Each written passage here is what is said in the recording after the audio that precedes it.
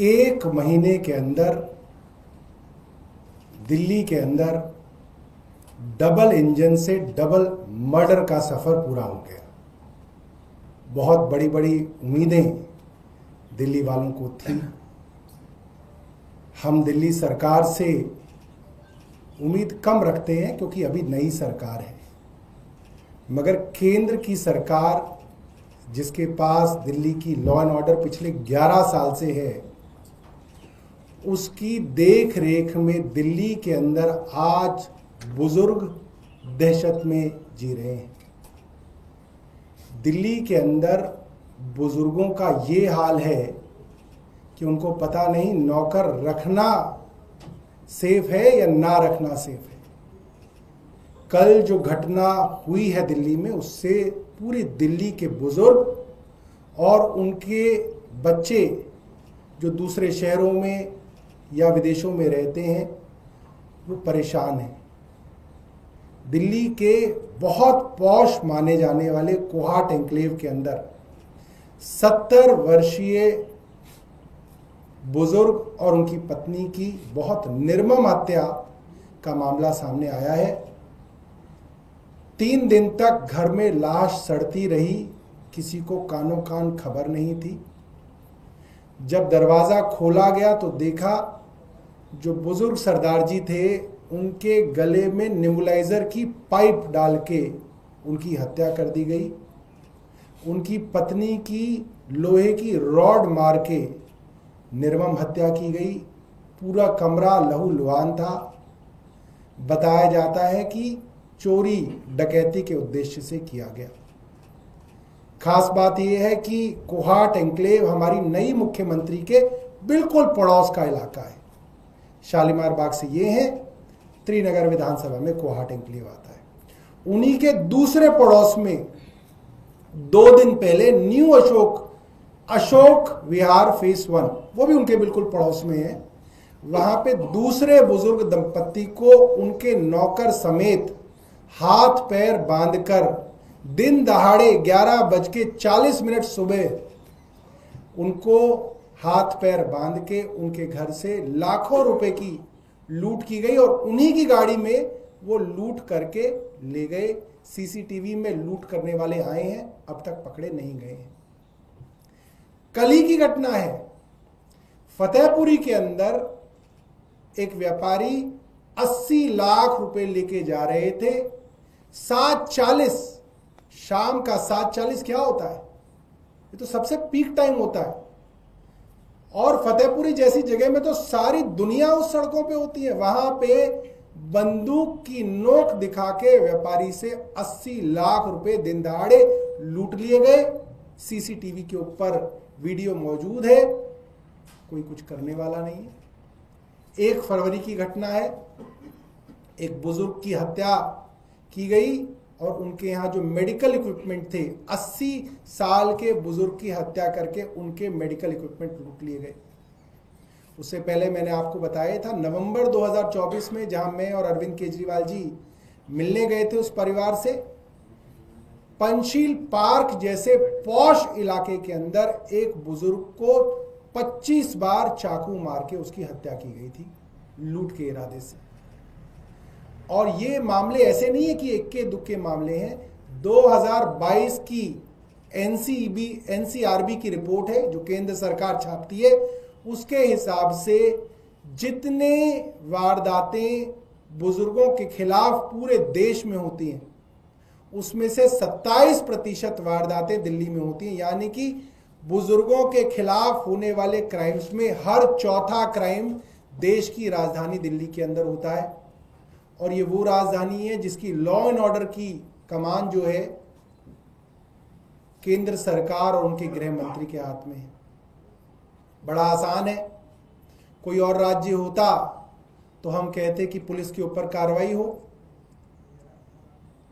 हम गृह मंत्री से इस्तीफा मांगते, कहते डीसीपी को लाइन हाजिर किया जाए, एसएचओ को सस्पेंड किया जाए, मगर यहां पे तो वही नहीं मान सकते। दिल्ली पुलिस तो अभी 1 महीने पहले भारतीय जनता पार्टी की सरकार को चुनाव जिताने में लगी हुई थी। वो पुलिस जो इनकी सरकार बचा रही थी वो सरकार अब दिल्ली पुलिस को बचाएगी। तो आप क्या उम्मीद कर सकते हैं कि ये किसी का ट्रांसफर करेंगे या ये किसी को सस्पेंड करेंगे या ये डीसीपी को लाइन हाजिर करेंगे? इन्होंने दिल्ली पुलिस का ऐसा राजनीतिकरण किया है कि जिस पुलिस से आप चुनाव लड़वाएं खुद को, आप उसको क्या जिम्मेदारी कह सकते हैं और उसकी क्या आप जवाबदेही तय कर सकते हैं? यहां तो सब मिला जुला मामला है। मगर इसके बावजूद हम कुछ बातें कहेंगे जो केंद्र सरकार को करनी चाहिए। अब 11 साल हो गए, अब जरूरी है कि कुछ चीजों के ऊपर सकारात्मक कदम उठाए जाएं। आप किसी भी थाने में चले जाइए, मैं तो अपनी कॉन्स्टिट्यूएंसी के थानों में जाता हूं, जहां पे एसएचओ बैठते हैं उसी एसएचओ के बिल्कुल पीछे एक व्हाइट बोर्ड लगा होता है। उस व्हाइट बोर्ड पे लिखा होता है इस थाने में कितने इंस्पेक्टर हैं, कितने पद हैं, कितने रिक्त हैं, कितने सब इंस्पेक्टर हैं, पद कितने रिक्त हैं। मैं आपको बता सकता हूं, आप किसी भी थाने में चले जाइएगा, 100 कांस्टेबलों के पद होंगे तो 50 रिक्त होंगे, 100 हेड कांस्टेबलों के पद होंगे 50 रिक्त होंगे। और ये हालत खराब ही हो रही है जब से भारतीय जनता पार्टी की केंद्र सरकार आई है, क्योंकि दिल्ली पुलिस के अंदर भर्तियां ना के बराबर हैं।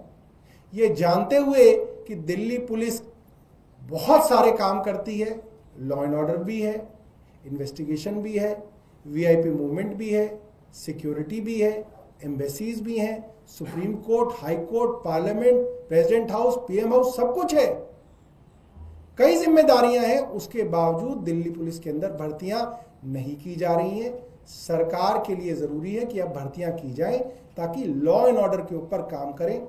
आप किसी एसएचओ से कहिए कि यहां पे आपका 20 कांस्टेबल नहीं आता, वो कहता है बिल्कुल नहीं आता, मेरे पास 20 कांस्टेबल है ही नहीं। चार्जशीट नहीं होती। सबसे बुरा हाल बुजुर्गों के खिलाफ जो क्राइम है उसके अंदर चार्जशीटों का है। 30% केसों के अंदर चार्जशीट होती है। ये 2022 का एनसीआरबी का डेटा दिखाता है। मैं आपको एक दो वीडियो दिखाता हूं, अभी की, कल की ही जो लूट है उसकी वीडियो है, एक बार आप दिखा दीजिए भाई।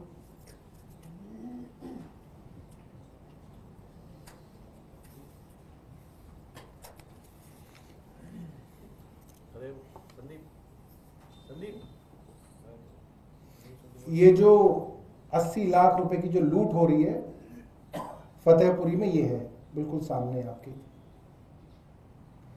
ये देखिए बंदूक दिखाई गई और इससे बैग लेके 80 लाख रुपए दिन दहाड़े लूट लिए गए।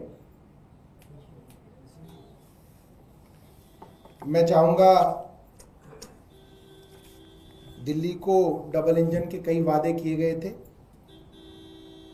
कम से कम एक मुख्यमंत्री से इतनी उम्मीद की जा सकती है कि उनके पड़ोस में ये निर्मम हत्या हुई है, कम से कम इनके परिवार वालों से वो मिलने जाएं और वहाँ उनके परिवार को कुछ सांत्वना दें। ये एक मिनिमम एक्सपेक्टेड है दिल्ली की मुख्यमंत्री से। क्यों?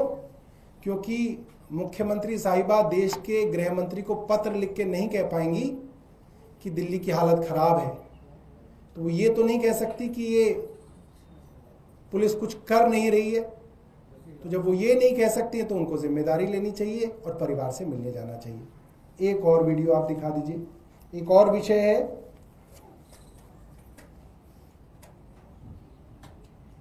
ये पटपड़गंज के वेस्ट विनोद नगर का वीडियो है।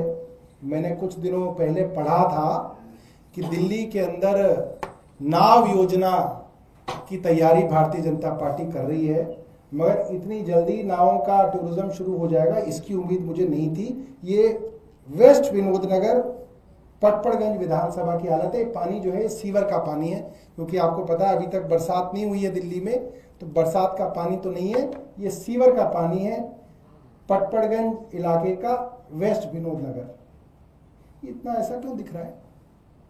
ये तो ठीक दिख रहा था वीडियो, अच्छा फिर भी बहुत ज्यादा पतला दिख रहा है।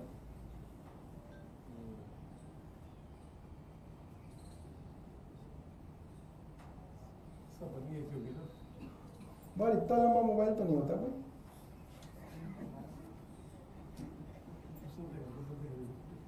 हाँ करो, हाँ देखो, हमने भी मोबाइल देखे हैं। इसको तुम 4:3 पे चला लो।